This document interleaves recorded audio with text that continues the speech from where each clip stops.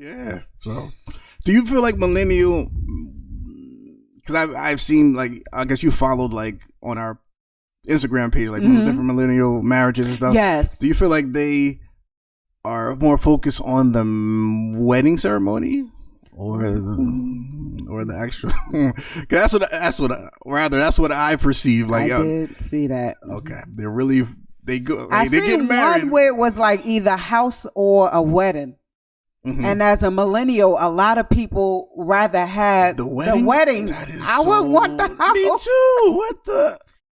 Baby, my ring better be nice. I want a nice ring. But I'll skip the wedding to have a house, and we'll have the ceremony in the backyard. And Marquis gonna play for us for free. I got you. And my aunt gonna have the menu. Yeah. That's what I've been seeing from millennial marriages. Like, the wedding is dope, and they got the choreography and the outfits. Would you want a dope wedding? No. I want the house. I want you to have a dope wedding. Only because I want to get dressed up and come and be the center of attention besides his wife. What if that new husband that you might find want to start over? Don't speak. He said, "Listen, we starting over. I just want one kid. A puppy." Hold on, he said, "Jeeah, listen, baby, I want to be with you. I want to marry you. You are the one. I found out. I knew I wanted to marry you within 1 year. All I need you to do is give me just one baby." That ain't God ordained. What you mean? Ain't God ordained? Because God said He'll give me the desires of my heart, and that ain't a desire of mine. Millennial minded. Millennial minded. Millennial minded. Millennial minded. Millennial minded. Welcome to the Millennial Minded Podcast with Marquis and Jeeah. Yeah, welcome. Welcome back. And thank you for any new subscribers. Not at this time, no. We don't have nobody new. Y'all ain't checking for us. No. Who did we offend? Who did Marquis upset? You know what? We actually lost a subscriber. Why? Is that because of last week? Maybe because of Lizzo, my comment on Lizzo, which you sent me a beautiful message. I sent Marquis a litany of just beautiful attributes of some of her most distinguished assets. Movements. To Marquis, and I just asked that he just enjoy the visuals and that he had blessed dreams. He didn't text me back, no throwing up emojis. No, he didn't text me back. But nothing moved on the inside as I watched it. There wasn't a shift, a hard shift in the atmosphere. No. Nothing happened. So I just, I looked and said, okay. All right. But that was it. No hard shift in the atmosphere. But I did take a look at it. So hopefully I didn't offend anyone about Lizzo. God bless you, Lizzo, if you ever were to see this. I don't think she will. I don't think she'll ever see this. But I meant no harm. That was just my preference. That's not mine. Now since you brought it up, so would it be? And you better answer honestly because I can read a little bit. Okay. Is it specifically her, or is your preference just never plus size women? I don't know. I always said 300. You going by pounds and labels. Do you have a plus size woman that you've ever been attracted to? I would say no. Okay, so then that's what it is. Yeah. Okay. Not that they're not pretty or anything, but wait. And you don't necessarily like really thin women either, though, right? No. Like you got to have something. Little meat. Just can't have too much. Little meat, yeah. So thank you for checking us out, subscribing, and following us on Instagram. We have a lot more follows, though. Instagram has been tearing it up and growing. So thank you for that. Follow us at millennial.minded. And we have some cool things to talk about today. Yes. This Sunday afternoon we're recording, usually Saturday, but we're here on a Sunday. Let's get into we got a few comments from the last episode. And one is from K-Pod. The question was? What was the question? How long does it take for a man to know, if you're the one he's going to marry and be with? And K-Pod said, depending on how old you are. Oh. I feel by year 2, he knows. By year 3, if he doesn't pop the question, you move on. If you are 25 or older, in 2 to 3 years should be the time frame. I agree. 25 and older. Yeah, 2 to 3 years. Because you in the first relationship, like the first year is like the relationship. I'm just saying, but he'll know within. Not saying he has to pop the question. Okay, but he'll know within himself within 2 to 3 years. I think that's true. The older you get, not if you're young. Yeah. You're still trying on different shoe sizes and different shoes at the time. But that's a nice technical term. I like that. You're still trying on different shoes. Right, so you don't know what you want. And sometimes at 25, you might not know what you want as well. But if you are of age, whatever that age is, where you've matured and you know what you want and you don't have any entanglements or anything and you're just dating, I would agree with K-Pod. By year 2 or 3, that man knows what's up. Well, somebody being in my late 30s, you ain't getting 3 years out of me to make a decision. Well, how many years you going to give him? Because like you said, the first 6 months to a year, you're filling each other out. You don't really know the person, even in 2-3 years. You don't really know the person too. Like you said, you're living with them. So can you really have to give that person? I know with me, by like 6 months, I'm gonna be like, well, where we going with this? At least where we going. I ain't asking. I'm just, what is the plan? I'm a little bit of a control freak. Right. Let's write the plan, write the mission, and make it play. Is that fair to the guy though? That at least are we still going? What is there a title? What are we doing? I think that's fair to ask within 6 months. Like, can I call you my boyfriend? Or are you gonna? G ain't gonna be your friend for much longer now. We ain't doing that. Okay. At least let me know if we have. Are we gonna put a title on it? And if he says, okay, well, I'm still. If it take longer than 6 months to find out if I'm your friend or not, or if you want me to be your girlfriend, I don't want to be nobody at my age. I want to be your friend for more than 6 months. What happens if it takes them I'm a year? Friend zone you. What happens if it takes them the year, not the 6 months, but in another additional 6 more months? He's like, yes, I want you to be my girlfriend. Yeah, but he got to be working on something. You got to tell me why it's going to take over 6. Like I need a little bit more time. Yeah, I'm closing on a house. I'm getting out of debt. You better come correct. Okay. So I agree, but thank you, K-Pod. Yes. Big D says. Did we get in trouble by Big D? Lord. She said, another good podcast. Marquis, you're now regretting you missed out on your prom? Not entirely. Aww. It's not entirely. I didn't care for it then at the time. And that whole experience. You wanted me to go to prom. I was about to say, didn't your mom want you to go to prom? Yeah, you wanted me to go. So, no, I don't fully regret it. But it's nice to have gone. I disagree with you both concerning marriage and relationship. Okay. Each individual is responsible to do their own work to become whole and mature before entering into a relationship. Research teaches a person cannot provide therapy to anyone you are close to. Ooh. Once feelings are involved, as humans, we cannot be objective. You can be supportive and give advice. If one person has to empty themselves to pour into another, that's not a healthy relationship. I ain't say nothing that you don't disagree with me. You disagree with Marquis. I believe this. I'm not a clinical therapist. I'm not a clinical psychologist. I wouldn't be able to help somebody that didn't deal with that stuff before. I'm not equipped to do that. Well, I think I said something along the lines that you're going to have to. Yeah, you're going to have to kind of maneuver in different roles of a relationship. So, yes, you can give advice. I still feel like you can be that. You can still kind of give like therapy, even though you are close to someone. Even though you don't think like a family member can give you therapy.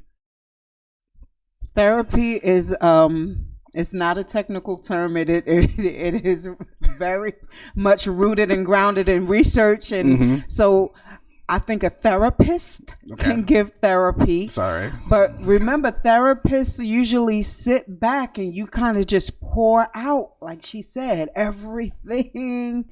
And what do you usually, they listen for a while and then they have to give something that's solid. And I'm not equipped to give everything solid because that's not my area of expertise. So I would say neither am I, but I know how to listen. Yeah. Then I guess be a therapist. So listen, then give my input or help them see, what's the right solution. Yeah. I feel like that's what therapists do anyway. You can help, yes. You kind of come to your own conclusion on your own, but they kind of just guide you a little bit. Yeah. Actually, I was talking to a family member about 2-3 months ago that I believe she's a social worker or a therapist, and like we just talked for a good hour or so and listened, and then gave me some feedback and said, all right, we'll follow up and do this exercise and stuff like that. Okay. So and that's family, so we're close. So I feel like you can be with even those feelings involved. I have to disagree with you, Madam Big D. Because how much advice and therapy have you given your son? It's different from a parental's perspective than from a relationship. Yeah. If you got to sit down to have a therapy session every week with your wife or your husband. Not every week, yeah. I would say run. Well, it's usually things that they haven't dealt with or things that they're struggling to deal with now or different changes. And that is not abnormal. It is perfectly normal. But when it becomes excessive, that's when I think it's like, okay, that's going to be too much. What is excessive? Because, excuse me, I don't know what would be excessive. But I do agree with her that when you're really emptying yourself and you're not getting that in return, then you're kind of stuck in a hard place. Then you become empty and drained. But if both can do that same pouring out and then pouring in, then I would say you would be solid. Because worship leaders, quote unquote, they're pouring out all the time, and the biggest issue was who's pouring back into them. And I'm assuming they have to get it from God Himself, or hopefully there's people around them. Right. I think maybe just not to put the strain on one another. You don't be that therapist for her. She don't be that therapist for you, but you guys get a therapist together for, just for the family, so that, I guess the burden doesn't fall, because somebody going to get the bulk of the weight. It's either going to be you or her. And when you get weighed down, eventually you drop the bags. When the bags become too heavy, they will fall by the wayside. And so that's just life. Yeah, I feel like you're Chris Rock said this, you're in the band. So sometimes you're the tambourine player. Okay. And sometimes you're the lead singer. Okay. But when you on tambourine, you got to play that tambourine with everything you got. So you're both in the servant role. You're both trying to serve each other. And that's one way to look at it. You're both serving each other. You're both winning. One's better than the other. Even though this one might be playing tambourine this time and you're lead singing, you do your role help them out, serve them. And sometimes it's going to be reverse. Hopefully, it'll be reverse. Absolutely. There's a balance. And in all things. So that's our 2 cents on And that was from the question last week, because I threw that out there and asked Marquis advice on it. Is because we thought that it seemed like millennial marriages were the easiest to unravel. So if we were to ask like a baby boomer that's, 50 and above, they kind of used to sticking out marriages longer, because it's like, for better or worse, I've been with you already for 20 years. I ain't leaving now. Some of them. Mm-hmm. And then what millennials, it's just like, well, millennials are in between their 30s and 40s. So it's just like, okay, I still got life to live. I ain't got to stick this out. So we see, and then Generation X is right underneath us. So they kind of with us. Gen Z don't give a darn on dang thing about marriage and babies. They said Generation Z don't even like kids. No. Yeah, so I ain't got to worry about my child bringing home a baby no time soon. I don't know. I think he's a seasoned. He's a millennial wannabe. Like he's has the mindset of a millennial. He don't like kids though, so that's a plus for me right now. He doesn't like kids? No, he said I don't want to have no kids. I said at all. Yeah, he just looked at when he was holding my nephew. He was looking at my nephew. My nephew was like 3 months, and he was doing stuff like, "Homie, why you keep slobbing on me?" Looking like, who talks to a 3-month-old like that? But that's Gen Z. Wow. I did not know. I know that makes sense. They like their dogs more than puppies and plants more than, wow. Their peers are more important than having kids for Gen Z. So that's good for us millennials that had their kids early. Now, because I can live my life at 38. Yes, you can. I ain't got to buy coloring books and milk. What if that new husband that you might find want to start over? Don't speak. He said, "Listen, we starting over. I just want one kid. A puppy." Hold on. He said, "Jeeah, listen, baby. I want to be with you. I want to marry you. You are the one. I found out. I knew I wanted to marry you within 1 year. All I need you to do is give me just one baby." That ain't God ordained. What you mean? Because God said He'll give me the desires of my heart, and that ain't the desire of mine. Wait, He will give you the desires of your heart? Mm-hmm. Meaning He will put those desires? He's gonna give me a man that don't want no more kids. Or He will confirm your heart to His desires for your life. Here we go. Here we go. Marquis is so used to people conforming. I'm not conforming. So if the brother said, "Yo, within 1 year, I know I want you, Diva Jeeah. I just want to have your child. I want to have a child with you. That's the only thing I want. My debt is good. I'm buying a house. You are what I want. I just want a kid with you." Well, I'll be in Jamaica single.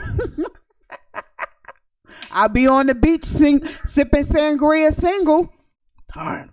You tough. I will walk away from a marriage if I'm adamant.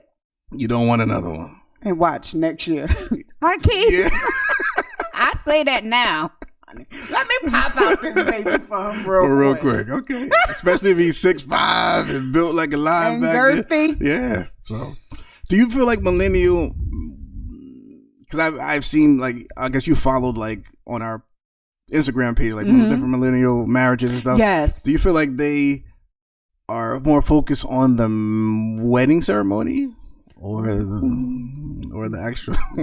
That's what I perceive. Like, I did see that. Okay, they go. I they get seen married. one where it was like either house or a wedding. Mm-hmm. And as a millennial, a lot of people rather had the wedding. I would want the house. Me too. What the? Baby, my ring better be nice. I want a nice ring. But I'll skip the wedding to have a house, and we'll have the ceremony in the backyard. And Marquis gonna play for us for free. I got you. And my aunt gonna have the menu. Yeah. That's what I've been seeing from millennial marriages. Like, the wedding is dope, and they got the choreography and the outfits. Would you want a dope wedding? No. I want the house. I want you to have a dope wedding. Only because I want to get dressed up and come and be the center of attention besides his wife. Move your wife over, Jeeah's here. I would want you to have a dope wedding. Maybe because he's like the only child, and like, and then you have all your cousins come together, and I guess that would. So if I had a dope wedding, just know that it would be for y'all. You don't care about it? I don't care. No, then don't have it. Not at all. It would be for y'all, for moms and the wife and stuff like that. I ain't doing nothing for nobody no more. I'm past that age. That's why I ain't having nobody kids. You will when that 6'5", short hair, and 50 Cent with the Holy Ghost come through. You'll do that. So where we going?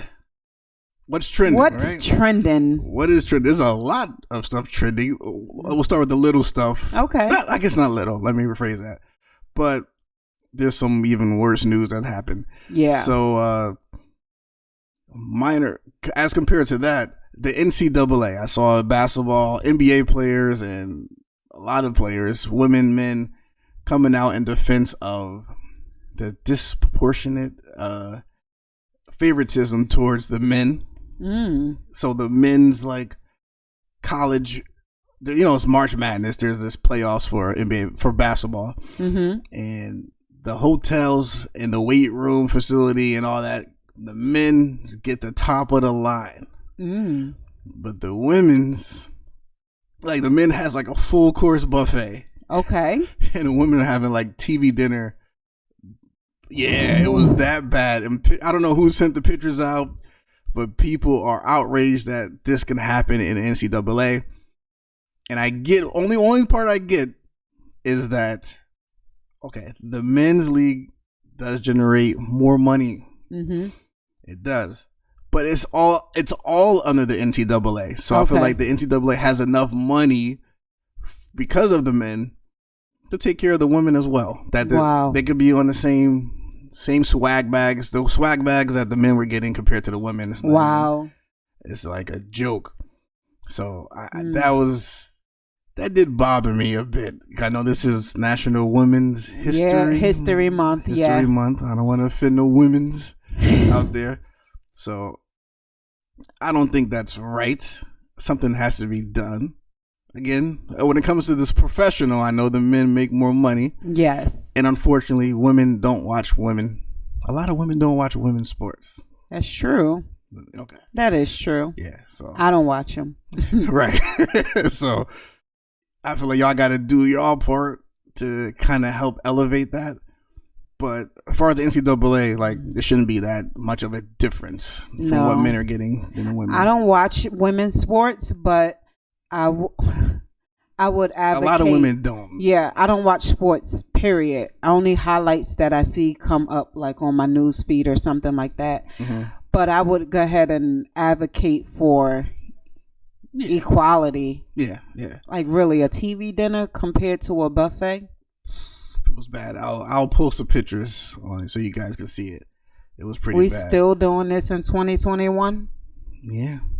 And then y'all wonder why we speak the way we do, why we command authority. Because if you don't command it, it's not going to come. They're not going to give it to you until you take it by force.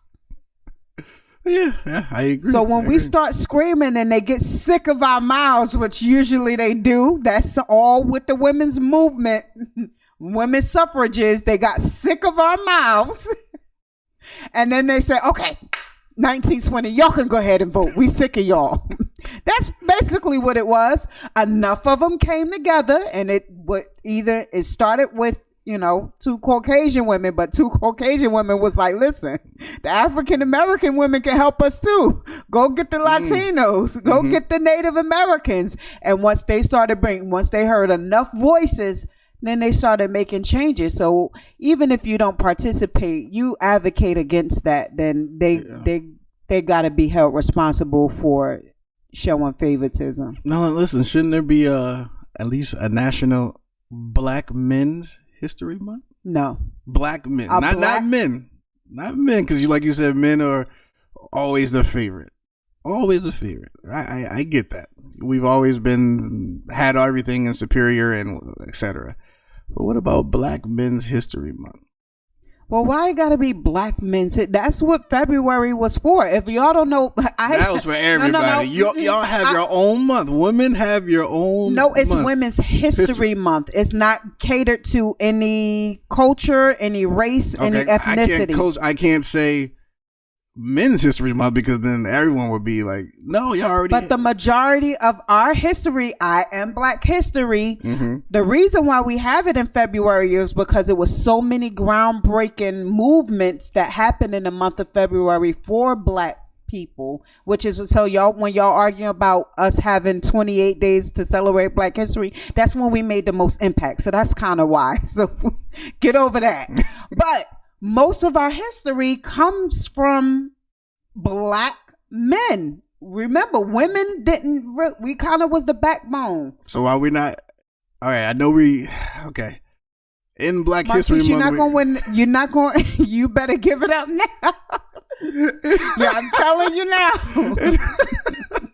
I'm trying though. Yeah, my wheels are spinning. The smoke is coming out my ears. In Black History Month, we're celebrating both women and men. Mm-hmm. Why don't we have just the men? I don't think we need to have just the men because usually in Black history, the men. Why do we have to have the women then? We don't have a Black History Women's Month. I know. You have a Women's History Month. Why? Women's History Month. Why do you have to do that? Because women were considered the lowest of the low in every class. So why are we not celebrating it in February? We're celebrated in... Black women are celebrated in February and we get to celebrate in March. I'm asking why can't the men have the same thing? We're talking about equality. Mm-hmm. Everybody wants to be equal. So right? Marquis is advocating for a Men's History Month. I'm saying Black Men History Month. You're not getting a Black Men's History Month, but if you want a Men's History Month, let me tell you why you ain't getting that. I know either. We're not getting Men's History Month. I get that. Okay. You ain't got to go through your soliloquy. Right. I know why. Well, we don't deserve History Month. You just woke up a sleeping beast. We wasn't even supposed to go on that. Now you done got my feathers all ruffled. All right, we're gonna move on. Let's move on. He want a Black Men's History Month. Let's move on. You get it in February and you share it with your aunties and your sisters and your cousins. But y'all get y'all own. But all right. That's because we fought for it. If y'all want a Men's History Month, what the Black men, they didn't fight too? Y'all ain't have a movement for it. You have a movement for it, then you do it. Million Man March. It's documented in history. Yeah. Million Man March was in March, wasn't it? Or May? We was marching. The brothers was out there marching. Malcolm X. Look at all these men that Cassius Clay, look at all these Black leaders. Black men. Mm-hmm. We don't have a month celebrating these Black leaders. Well, we do, rather, in February. But it's also celebrating. You got to share it with women. Why can't we have just our own? Like y'all have your Women's History Month. Why is that an argument for you that you have to share your history with women? That's not an issue for me. It's just that we're talking about equality. That's what this episode is going to be about. So you're talking about equality in a literal sense. I want to be equal. Yes, I want my own month too. Yes. Moving right along. We got brother Kirk Franklin. Oh. He was secretly recorded by his son saying some things that I can understand someone saying in the heat of the moment. Yeah. I can totally get that. And if someone were to film some of the things that I said in the heat of the moment, in the heat of battle, or you, and many others, who hasn't said some things that which they didn't say. So I don't even know exactly all that he said. I know he may have cussed and said, "I'll break your..." Checked them. He chin checked the hell out of them. But I would have apologized. I think he apologized just for the pressure of the church getting on him because he didn't apologize to his son though. He just said for y'all that had to hear it because he knew he meant what he said when he said it to his son. Right? Yeah. But I wouldn't apologize. I don't think he owed anybody an apology. The church, his son, the son mother, he didn't know anyone an apology, in my opinion. I totally agree with you, but yet I'm sure he felt the pressure. I don't know, but maybe he felt the pressure of the church. We're so judgmental as Christians, and y'all will automatically associate his love for Jesus and him having to check his son for being disrespectful on the phone, because the language that he had before he was being recorded wasn't going through. His son was still cocky. Oh yeah, his son was still cocky. But when Kirk said, "I will break your neck," oh, now we gotta listen to this. I've had to threaten to break a couple of limbs on my Generation Z son. More than a couple of times. I still love Jesus, and I'm still going to heaven. And y'all can't cancel me. And enjoying the trip. But my son is more of a he more solid than to record me and put it out there. It's another word that I want to use, but Marquis and I will not use this word because it takes a certain type of person to try to expose their parent on that level, knowing that he is a figure that is looked up to, and he purposely wanted to diminish his brand. And it was just like, you took a personal family matter and exposed your father for what? Because half the world agree with him. Good for him. Yeah, exactly. So it backfired on him. It did backfire. And then let's take into consideration that this wasn't a 16-year-old, 17-year-old, 10-year-old child. This is a 33-year-old man that he told, listen, you're going to stop. And his son was daring him. It was like provoking him. Wow. So what do you expect? You, in Jesus' name, respect me? No, Kirk said, I'm going to break your neck if you talk to me like that again. And his son said, I dare you to. He said, okay. So please, Christians, don't drag Kirk Franklin's good God-given name. Not on this instance, right? I agree. Because he had to check his son. That is a personal family. And I've heard preachers coming out and speaking, for him and against him. And what can they say about, what is it against him that he cursed and what? They said, good and evil can't come out of the same. You can't curse and say you love Jesus. Well, you can, technically, you can, and you can still love Jesus and just so happen to say, nigga, I'm gonna break your neck. Mother effer. So, all right, on the Christian level, now that you just said that point, all right, good and evil can come out the same mouth. I know that you're not supposed to cuss. You're not supposed to swear. Yes. That's a sin. Marquis hate it. But go ahead. I know that's a sin. So he should apologize to the Lord. And I guess because he is this gospel figure, I can understand him apologize. No, I can. Yes. After you said that. No, I can understand that part. Because his songs and his ministry is for people to be able to, put their feelings into perspective, that like, what would Jesus do? And he is idolized and glorified as like this, but that goes to tell you, please stop putting these people on the pedestals up here. His son went for it, and he had to check him. And now y'all thinking, oh, it was already in him. He told his son this. He gave him a warning. But I wouldn't challenge his faith because of that. I don't think I wouldn't challenge his faith. No, I agree. I wouldn't challenge his walk with God and his ministry for the last 30, 40 years that he's been in music and been delivering and been encouraging and saving people just by his music alone, the impact of his music alone. Don't challenge his love for Christ and his walk with God because of a private situation because if somebody put, like you said, a recording of us in the heat of the moment, you're not going to get, always revealing a scripture. Christ, you're not going to get a scripture. Because we're human and we're still striving to be like Christ. Exactly. Right. So I'm sure Christ would handle that. Only he could handle it the way that, you know what I'm saying? So I get that. I wouldn't challenge his faith. I wouldn't challenge because of that incident. Now, some other stuff I would, but that's not. Yeah, we're not talking. We're talking specifically about what he did and what he said as pertaining to his son. Yeah, I think his son was whack for doing that, and I'm glad it didn't work. Whatever he was trying to do, most people are supporting. I just saw Ricky Smiley talking about it before. Oh, really? Yeah, everyone's supporting Kirk on this Listen, one. you gotta. There is judgmental Christians though still. But. No, yeah, but you ain't get there yet because you still got a newborn. Yeah. You gonna get to a point. Nah, he's never. Your son is gonna try you.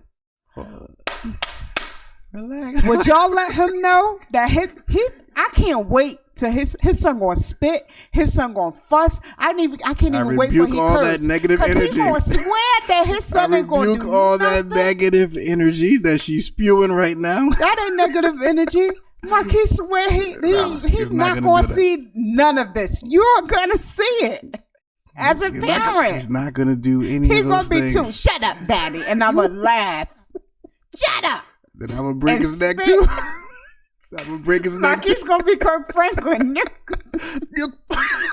I will break you, and he gonna be too. What's my mother's words? I brought you in this world. I can take you out. Yeah, I would definitely be. Your kids are gonna try you. Sorry, Marquis. That's something to look forward to. I just hope that I'm a fly on the wall because I'm a judge everything that he do. Ooh, you let your son? Yes. Ooh, because he surely will look at me when I had my son like, ooh. You let him drink soda?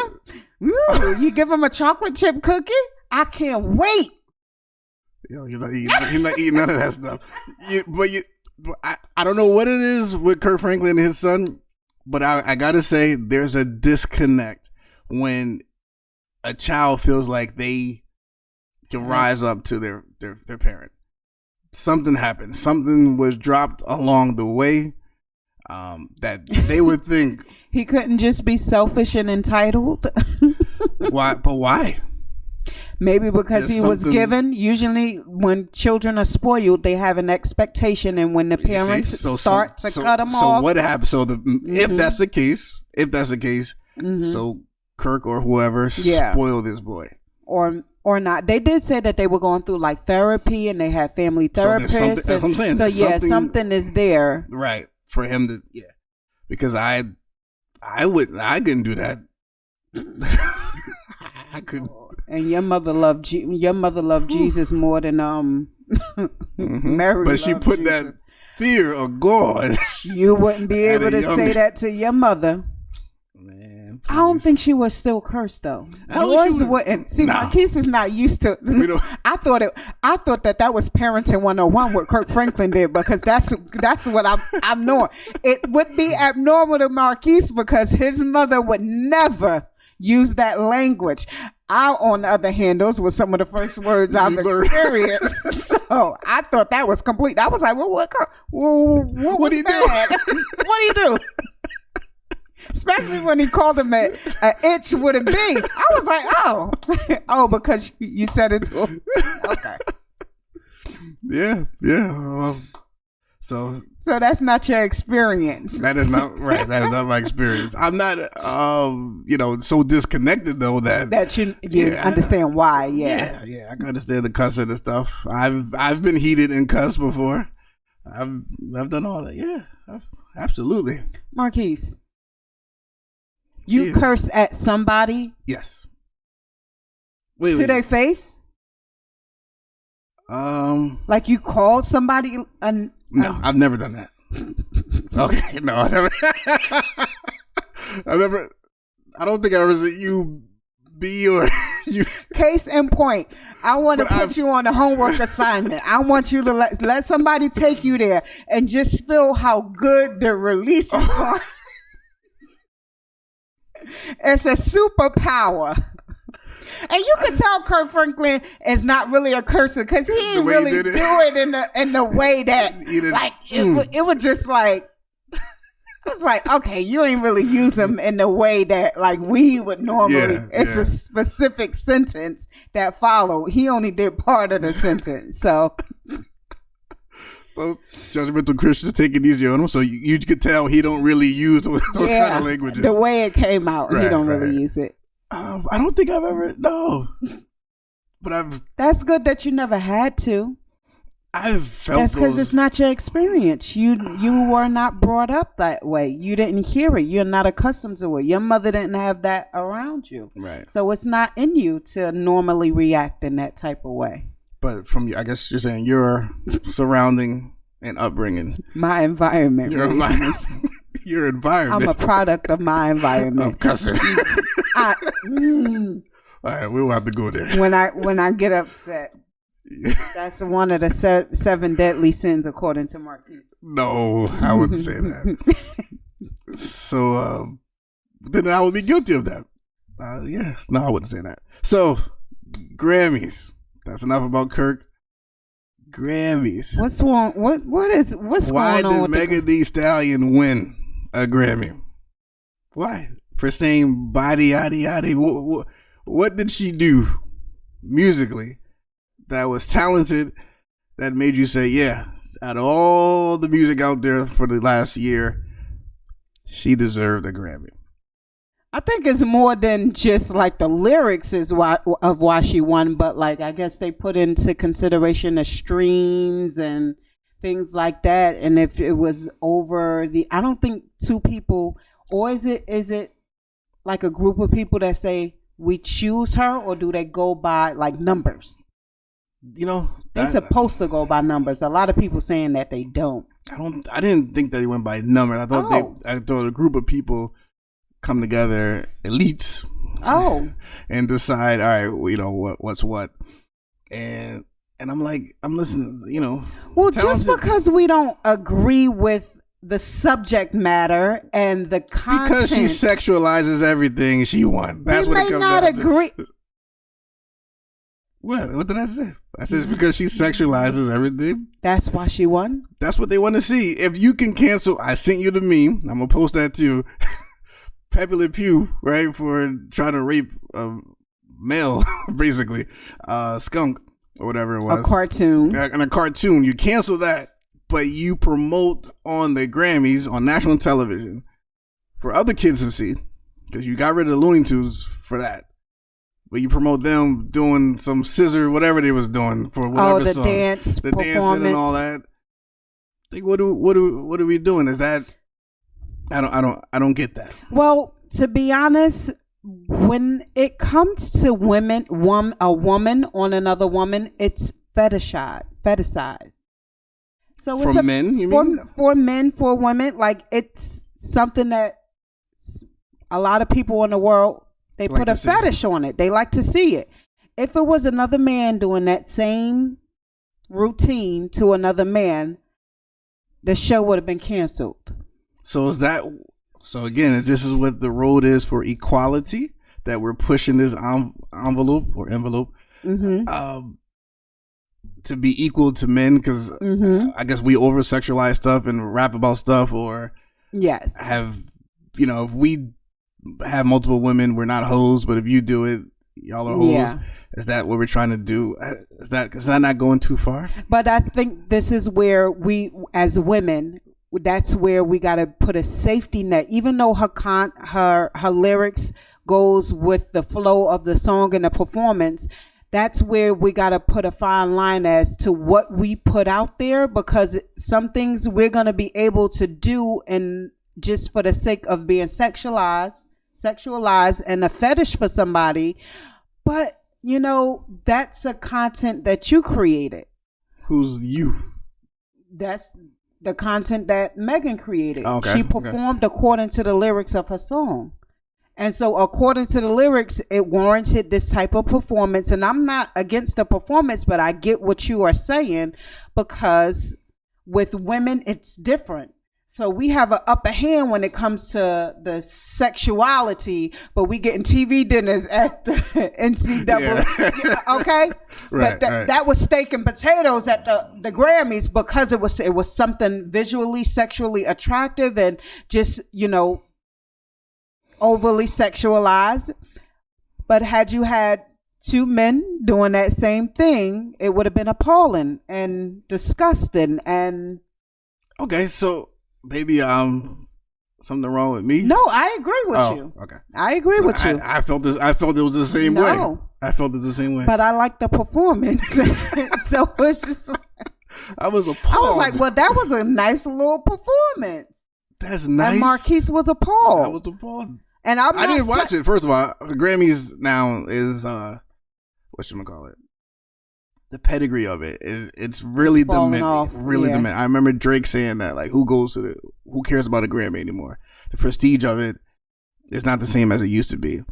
And, you know, I'm not a fan of music. We can take away the prestigiousness of it at this point because they don't acknowledge us in the right categories in the first place. And the categories that she won was overly sexualized. But you get somebody, and Beyonce won a lot. She tied break.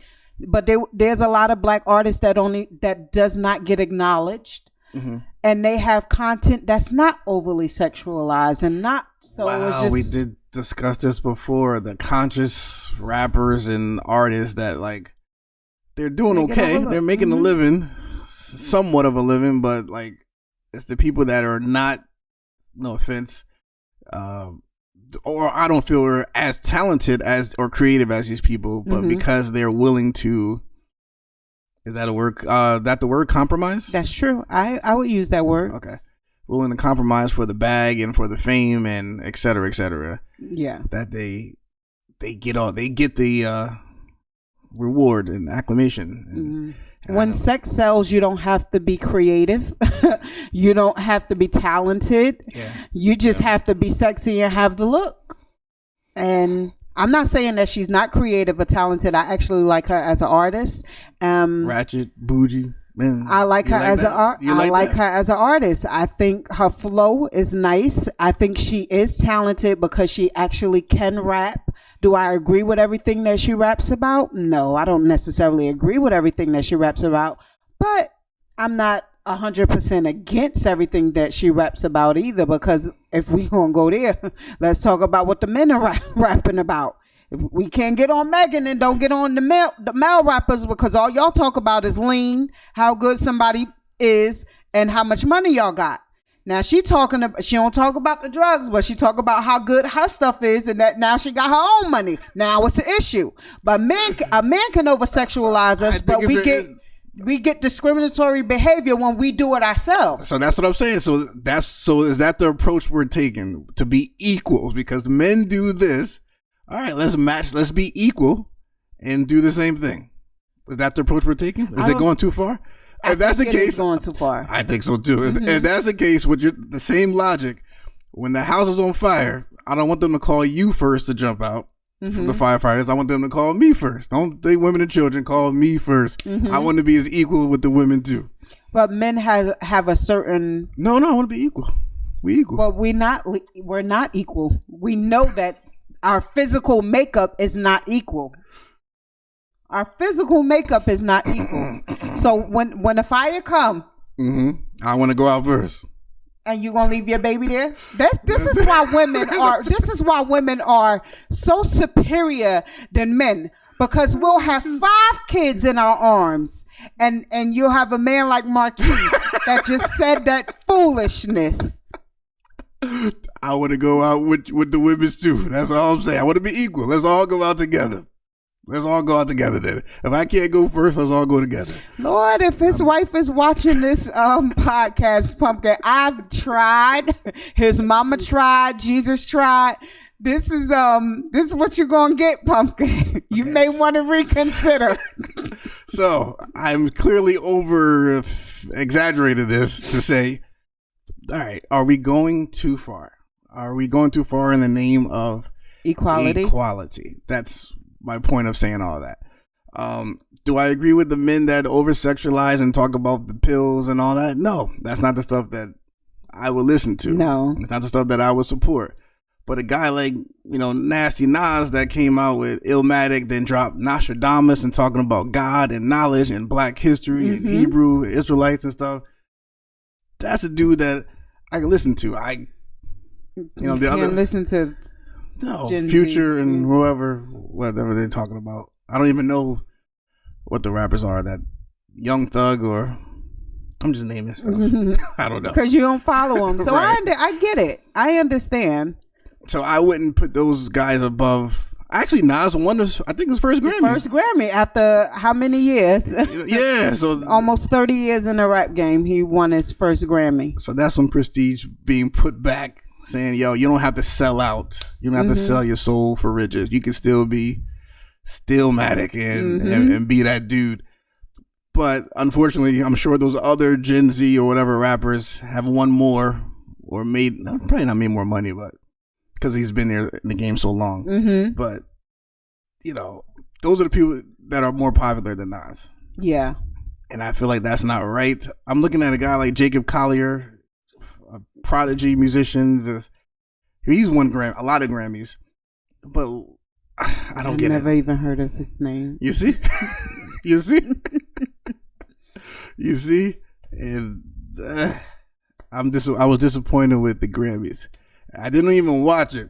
But from what I heard and that meme I saw, I'm like, man, this is... How does she... Her songs are just... So her songs are not... Just help me understand. Okay. Like, I can listen to Nas rap a song called Rewind, and he's rapping about a whole story backwards. Mm-hmm. And it's like, that's so creative. Wow. What is she saying in Body Yaddy, whatever? Like, is that creative? What is she saying?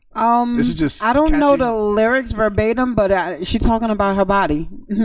Body crazy, hips curvy, waist length. Like, she's talking about her body. And for those that is interested in that, they're buying into it. When I say I listen to it and it's not a bad song, if I want to go walking, I don't put in Kirk Franklin. I put in twerk and trap music because it kind of like... But, all the work I've been trying to do with you. All the work I've been trying to pour into you. Listen to trap music while she working out. Yeah, and I listen to Megan Thee Stallion. And guess what? I'm still going to heaven and I still love Jesus. I'm not saying you're not, but it's like, you know, your cousin is a creator and creative and stays true to the lyrics and lyricism, and I can make a catchy song saying Body Yaddy and like everyone's singing it, and that's... Well, Marquis, let me just say this. I actually really honor and respect you as a black man coming out and speaking against that. This is not what you want for your people, your sisters, and you want us to do better as a people. Okay. I think maybe you're being a little bit too hard on the creative side, because just because she's not talking about something that, you know, Nostradamus or Machiavelli, something that she doesn't know about. Clearly she can rap about what she don't know about, but she knows she got a small waist and so let her rap it about. You just being a little too hard. I feel like that can't be all that is to you. And if that is, I doubt that it is. She's educated. She's about to graduate college. Educate others. Educate your people. That's the problem. It's not even her fault. She's catering to an audience that's buying into what, yes. Right. So I can't even be mad at, and I'm not mad at Megan. Mm-hmm. I'm talking really to us, consumers and listeners. Don't buy into it? I really wouldn't. I would support the Rhapsody. Like, she's a dope artist, and she's conscious, and she can flow way better than Megan Thee Stallion. She's actually considered, I think Charlamagne the God says she's like one of the best female rappers out there. Oh, really? Yes. Like, listen to these people. Listen to Talib Kweli or Black Thought from The Roots, or, you know, like, don't listen. Yeah, but you're talking to millennials now. So we are... I'm telling the previous generation before us, they listened to the generation before, and the generation before, and then Kool Moe Dee, and then LL Cool J. They would tell us at that point not to even listen to Jay-Z, not to listen to some of Nas, because not everything that Nas created was... Well, most of it was conscious, but he rapped about drugs and but his environment, I would say he's telling his story in his environment, which I have no problem with anyone doing that. I have no problem telling Cardi, I believe it's Cardi B, talking about, you know, she did rob people or whatever. Okay. Oh, really? Yeah, you know. I believe it was her that's talked about. I'm an R&B head, Marquis. So, you know, when you listen to trap music. I'm disappointed. I'm broken right now. I'm broken. Yes, on the inside. Sorry. You listen to that. Did that diminish my value, guys? No. I know it didn't. But you can listen. Okay. And then, all right, I guess that's my rant on all that. Well, we do have You want us to do better. As a society, we have to do better, because we got to tell the next generation about Black history. We got to put it in our music and in our art. Mm-hmm. telling them to sip whatever and lean this and syrup. Come on. I mean, you should make a song a little, every once in a while about partying and having a good time and whatever. But like old school rap was putting you on some stuff. KRS-One is the teacher. Hip hop and teaching and history. Yes, they did. You see how far we've gone away. It seems like the longer it's in existence, the farther we get away to the core of what it was supposed to. And remember, rap came out in the 80s. Yeah, I think late 70s, 80s. 2021. Yeah, rap hasn't even been out that 40 long. Years. Exactly. And they didn't think it was going to last as long as it has been. But we got to do better as a people. Or maybe we should just start to limelight some people that, like you said, that in order, like just, hey guys, let's listen to this, or maybe put them on a limelight. It was one of my favorite artists. People probably don't even know, but his name is Jordan Rakai. He worked with he calls it Producer X. So this is big. Oh, I heard about a Producer X. Big time producer, whatever. Mm-hmm. And when they went to the session, he's not allowed to talk really about the session or what came out of it. But when he went to the session, Producer X makes the pop mainstream garbage stuff, whatever. Mm-hmm. But when he went there, he listened to the conscious stuff, the jazz stuff, all this stuff. And Jordan, who's like an indie artist, is like, why don't you guys highlight the people that you actually listen to? Like, that would put those people on. Like, Kanye West is not listening to, I'm assuming, some of the stuff that's out there. They're listening to other stuff that's really inspiring, real music. Why won't these people like highlight these indie artists or people that they actually listen to? Because you know how many, what's it, Cardi B? That was in a lawsuit for like sampling someone's underground indie. Probably. Total beat, flow, everything. Just change the lyrics, huh? Yeah, and just so they're listening to these really creative people, but they're not putting them on. They're not highlighting to their millions of followers, hey, love this song by the Dewey Experience. Yeah, no, they're not creators. They are just artists. But it's a difference between the artist and the creator. Right. Yeah. But that would help those people. It would. Yeah, that's messed up. Okay. I like your passion behind it. Thank you.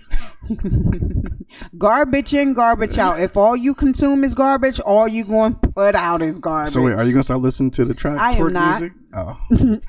And I don't apologize for listening to it. So you're going to keep putting that filth in you? Yes. It helps me. It speeds up my walk. All I know is by the time the song ends, I'm about a half a block. I got one more song in. I know I got a mile in. Now, what if you put in some Miles Davis? You don't think it would? Have you tried it? I've never even listened to Miles Davis. You maybe try putting in some smooth jazz or some. I won't. Did I even try? Just try. Because I'm working on my body. So if I'm working on my body, Megan like, small waist, hurt me. And I'm working like, I'm about to be small waist, curvy hips, thick lips. What you want me to do? This is why we're in the predicament we're in. We're listening to this joke. Sorry. Okay. California. The 76-year-old you told me about. Okay, so before we leave, we have to put a limelight on this Asian hate and what we have been getting. And they think, well, of course, it stemmed from everything from the coronavirus. The China virus that he called it. Yeah. Just so this last year, they have seen an increase of hate crimes against the Asian community.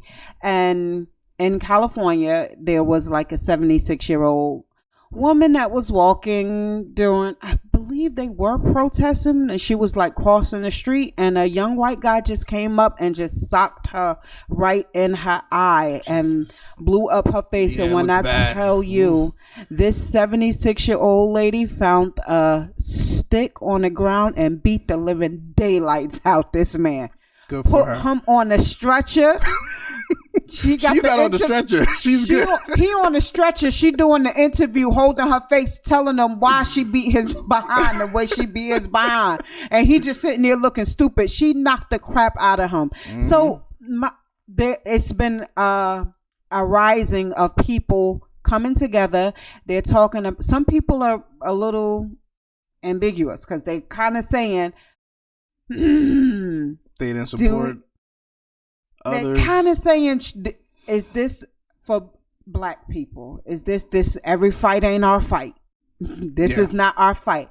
As a black woman, as a black man, I could not be walking across the street and see a 70-year-old woman get hit in the face and me not do nothing because I would be fighting too. No, that's not gonna happen. So because I respect the women's, by the way. Yeah. So it's the violence against the Asian community is increasing, and it's coming from a certain community, certain type of people. Which usually, if they hated us, they're gonna hate you too. Yeah.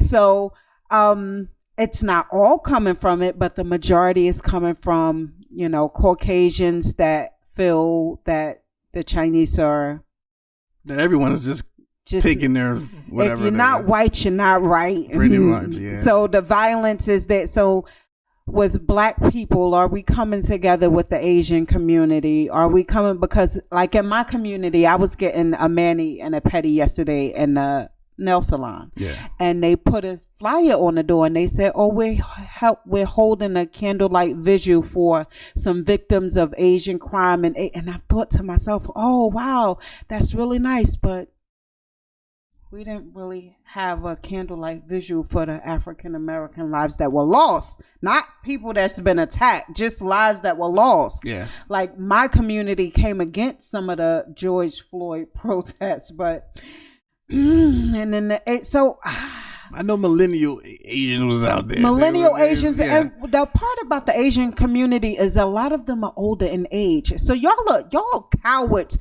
that are attacking 70 and 80-year-old people. Y'all not even going after. I'm not saying going after nobody, but somebody that can square up with you. You gonna square? And that 76-year-old lady laid his ass out.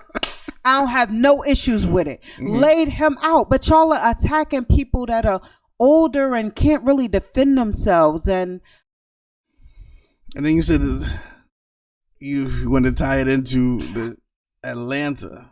Okay, so we're about to leave, but it's been circulating all over the world. And sadly, I didn't even see it. Jeeah just told me about this. Yes, it's my first time hearing about it. So the young guy's name is Aaron. He lives in Atlanta, and last week he massacred 8 people. He went on a killing spree. 6 of them were Asian women, and the other 2 were patrons at the salon that he visited. They were 2 men. So with this guy, he was brought up in the church. He was very religiously and sexually preoccupied. Religiously and sexually preoccupied. He was sick. So now they're saying, okay, he didn't really have a mental illness, but he had a sex addiction. So I'm not well versed into if every addiction is a mental illness. I don't know enough about that to speak on it. But what I do know about mental illness is that is a chemical imbalance. Is there a chemical imbalance with somebody that's addicted to sex? Drive? I don't think so. I don't know. I won't go on to that. But what I found out is that the media left out quite a lot of information about these killings. So this is automatically assumed a hate crime with this 21-year-old guy from Atlanta. Mm-hmm. That killed 21 years old, that went on a killing spree and killed these 8 people. What I found out is that we got to do better, first of all, as a religious community, because he was the stellar youth. Mm-hmm. They said even in school, he walked around with his Bible, with his scriptures. He was devout. He was devout, but he was being spewed so much hate about sex that he could not get over. You know, the church does that to you, that they, instead of telling you the truth about sex and actually demonizing sex to these kids, because now there's an internal struggle, and when he comes of age and can have sex, he feels so bad about having it to where he walked away from the church. So he walked away from the church. He came back, and then it's like God was, so he went into a couple of treatment facilities, and they kind of, instead of getting him mental help, getting him help, they kind of like prayer vigils, praying him through, prayer counseling, because he thought that he was nasty and that he was a pervert and he was addicted to porn. They said his addiction was so bad that he didn't have a TV. He got rid of his smartphone. He only carried a flip phone. Jeez. He had no access to Wi-Fi. He had no access to computers. He had no access to anything that would enable him to log in to even watch pornography. That's how they were trying to pray this demon out of him. And so what happened with this guy that killed these people in Atlanta that the media is not telling you, it was not an isolated hate crime. What he wound up doing is, instead of patronizing prostitutes, he found these massage parlors that would do sexual favors for him. Give you a happy ending at the end, So he actually went back to his living facility and he confessed to his counselor and his therapist and, all those. He said, listen, now I don't have access to anything else, but for $20, I can, I can go to a massage parlor and I can have safe sex there. And because he has this internal struggle with this is not of God, it's disgusting, I'm horrible. This massacre was more than a hate crime. The people that he killed were the people that he was patronizing and paying for sex. The media is not telling you that. The media is telling us that it's a hate crime. And so when we do these type of stories, we have to go, and now according to the sources that I read, these were interviews with his family, with his church members, that now they see we got to stop telling these teenage kids that sex is disgusting and that they're going to die and go to hell for it, because we are poisoning them. Most of these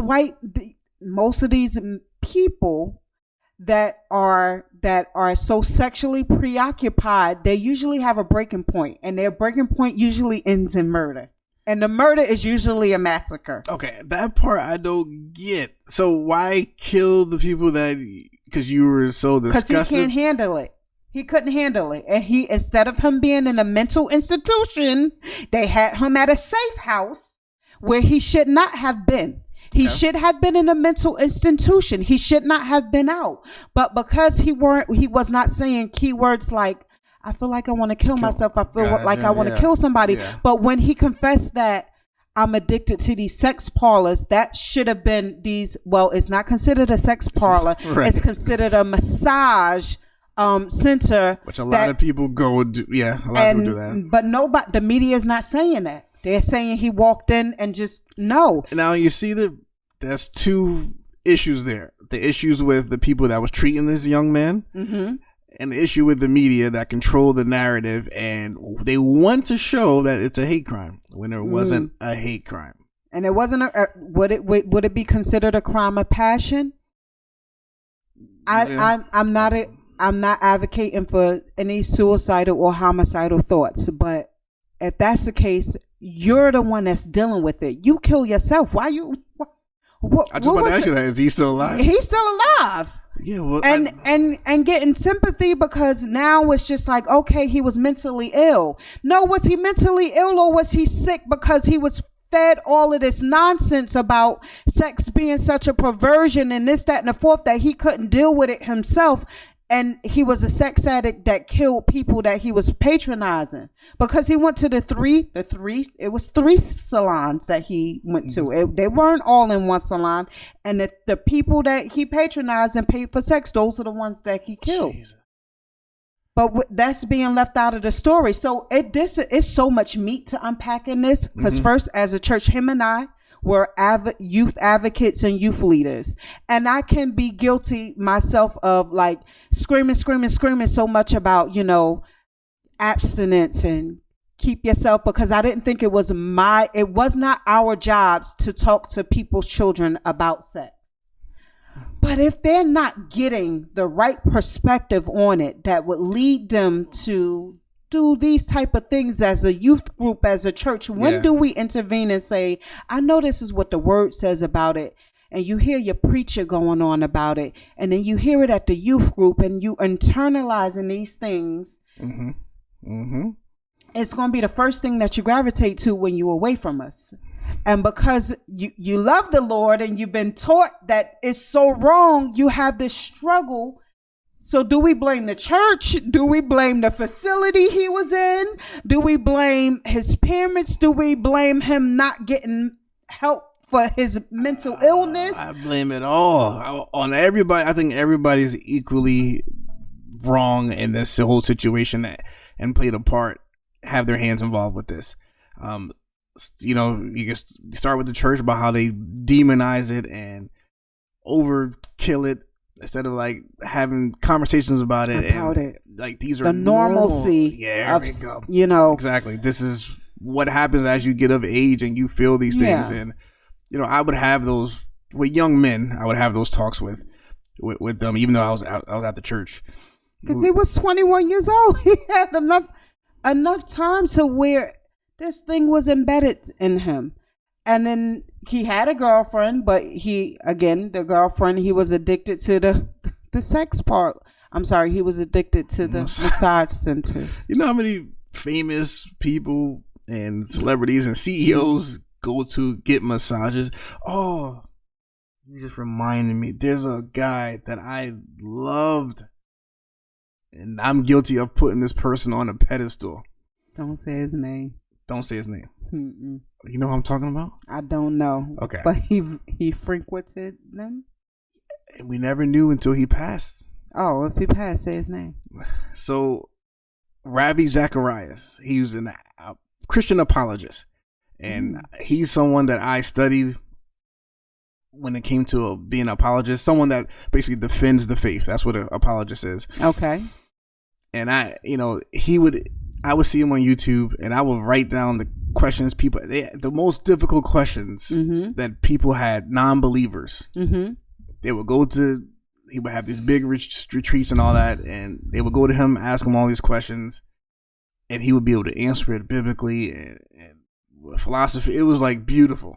And then he passed away, and then all these things came out about how much he was paying for different massage people and paying for sex, and it was just like, no, not him, like anybody but this guy. And I mean, I studied him, I have notes, I like anything about homosexuality or trans, this a sin, like he can break down everything, and I loved it, and I would study those answers. And he too was like paying for this massage therapist in different country, because he was in like India. Okay. He would be paying for someone in the UK for their housing, their school, through his ministry. Wow. Through the ministry. And but when he touched down in UK to do a speaking whatever with different apologists, that's he would be doing this thing. So this whole sex is just man, it's really like the downfall. It's like all over.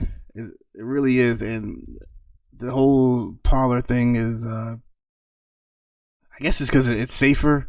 That's what he said. That's what they asked him. Why do you visit? Because at this point, some of his counselors and therapists had to speak out, and he even documented some things because he was battling with it and he was sick. So they asked him, why don't you just pay a normal prostitute? And he said, it's safer there. It's safer there. So he was addicted to going to those places. I guess they do have sex. And it was sex. It wasn't just sexual favors. He was actually paying and having sex with some of the workers there.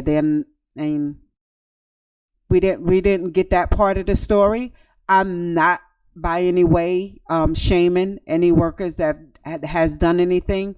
At this point, I kind of put the blame back on, what we teach and what we telling people about it, and just the limelight of mental illness and sex addiction. Mm-hmm.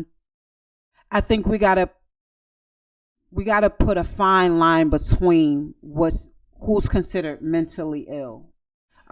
Because mental illness, I didn't think that's a mental illness. I didn't think so either, but now y'all gonna run with this because this is what we're running with, and nobody is going to the part that he should have been institutionalized. Yeah, he should have been institutionalized, but y'all want to pray this out of this man. They do that in the Hillsong and those other churches, like when it comes to homosexuality, they do like these retreats for people that are struggling with being gay or whatever, and they're just praying, and it's like intense. It's horrible. People have spoken out against it.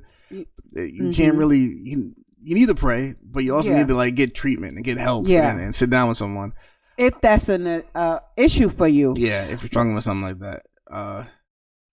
You know how many men I know that have a drive like that though? Well, I mean, not to the. I guess it is mental. I don't know if it's mental. That's where I'm confused about. I know people that would go pay for it. Just go pay. Why? The spiritual part comes because he couldn't take it no more. And it was just like, instead of me dealing with the issue, I'm going, this is where I go and get it from. Yeah. They gotta go. He already got rid of the computer. He got rid of the phone. But none of it's working. None of it is working. So now I'm gonna get rid of the people at the keep doing the same thing again. That's what's gonna happen. And his parents turned him in. At least that's good. His parents turned him in. They said, he got to go. His parents did turn him in. So this guy was 21 years old. 21 years old. And the community that there is Asian hate happening all over the world. I don't believe that this was an isolated event based on the history of this man and these parlors that was there. So I want us to That's the liberal media that controls that. Yes. They want it to look. They do that a lot, unfortunately. So there's visuals and everything that's being held for these people that were killed, which is very unfortunate. Our condolences go out to the families. A lot of them was wives and mothers. All of the women, they had the pictures of their children, and it's just so unfortunate that this is what's going on, and this is by a sick, white, privileged, evangelical Christian, but that's the norm for a massacre. It's usually a Bible-toting, evangelical, Caucasian white male that can no longer deal with the pressures of society and will go on a killing spree and kill whomever, whatever. It don't matter if you. Yeah, that's usually. And I'm not, because I am Black history. I also know American history. Most massacres happen by white males. Okay. We don't really think, we may hate school as much as we do, but we never think like, all right, let me just kill everybody in school. So again, is it domestic terrorism with him? This wasn't domestic terrorism with Mr. Aaron in Atlanta. This was a battle of good and evil for him. And evil won, thinking that he was doing good. Isn't that what religion and how all that stuff started? You're thinking you're doing something good, but you're really doing evil. And we talked about this a couple of episodes ago. How many things that we have done in the name of God, and it has been catastrophic and just deplorable. Yeah. But we use our faith to defend our actions because it was a sin against God. Exactly. So as Christians, as leaders, if you are out there, when you're talking to these children about sex, we got to start to normalize the subject, and we're not advocating for them to do it. But please do not put them in a position to where they are killing themselves or other people or because they can't control the normal urges that and we all feelings feel. that we go through. Now, to put them in a perspective, somebody should have just said, listen, Kyle, not Kyle, but Aaron, find you a girlfriend, love her, marry her, and have all the sex you want. Why wasn't that conversation had? Y'all still putting him in treatment facilities? Let his wife deal with his porn addiction. Yo, you're absolutely right. You're absolutely right. As we talk about sex selling and we get the highs and the lows. There's no way you can turn the corner without this being a subject in any form. On your Instagram, it's on everything. Sex so is from everywhere. Somebody performing, doing it like for our pleasure, you have somebody that's killing because he can't control it. Way to tie that in. Yep. Yep. Hey. So, listen, this has been Millennial Minded. This is our Millennial Minds. This is what's going on. So, man, I don't even know what to say. I think that's just how we're going to end on a salah. That's it. Thank you for following us. Thank you for listening. We hope you enjoyed this episode.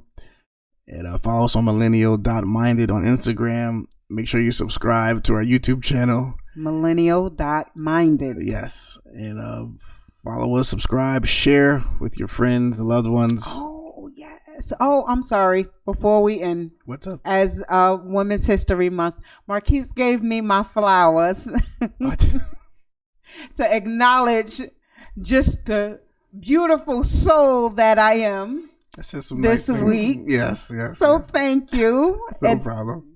I appreciate that. But like a woman would, she would say, in that same time I gave her these beautiful flowers, she said, now post it on your personal page. It's never enough. It's never enough with the women. But God bless you all. We need you still. And we'll see you next week. Millennial Minded Podcast with Marquis Jeeah. Bye. Peace. Bye.